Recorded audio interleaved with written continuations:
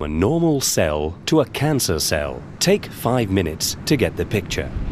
More than 60,000 billion cells make up the human body. They are the units that form the tissues which make up our organs, like the liver, heart, and lungs. When the body needs it, our cells split into two and replace those cells that are defective or have come to the end of their lifespan. This makes it possible for our tissues to preserve their shape and their respective functions with the passage of time. Every cell is therefore programmed to multiply and die.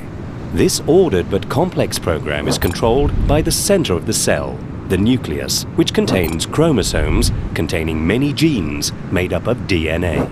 Sometimes, some of these genes undergo a change. The nucleus then sends out abnormal orders and the cell goes wrong. It multiplies uncontrollably and takes on a life of its own. Each new cell produced contains the same defect. The cells proliferate chaotically and form a tumor.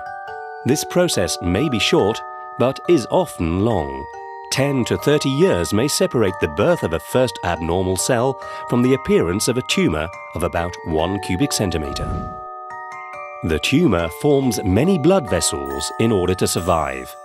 These will supply the tumor with oxygen and nutriments, allowing it to live and grow.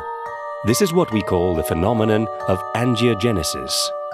The tumor, however, only really becomes dangerous when the cancerous cells begin to invade through the vessels into the adjacent areas and spread to the surrounding organs.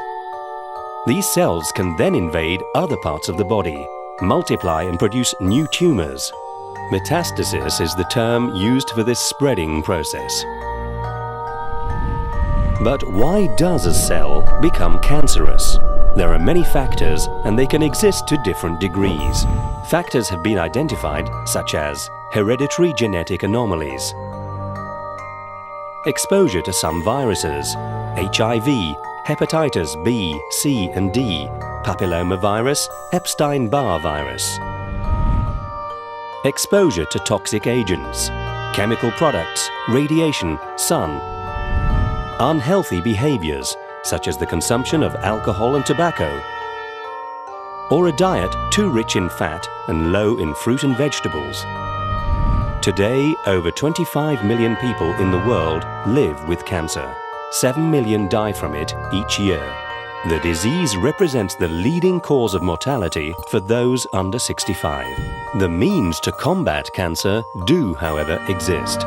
These often complementary treatments are used alone or in combination according to the type of cancer and its status. The goal of the treatments is to make it possible to eliminate the tumor and cure the patient in early-stage cancer, or like a chronic disease, to control its development. There are mainly 3 kinds of treatment. Surgery consists of removing the tumor in part or in its entirety. Radiotherapy exposes the tumor to radioactive rays, which prevent the diseased cells from multiplying and destroys them. Chemotherapy consists of administering systemic medicinal substances to destroy the cancerous cells or prevent them from spreading. Chemotherapy and radiotherapy act on cancerous cells, but also on healthy cells, which explains their side effects.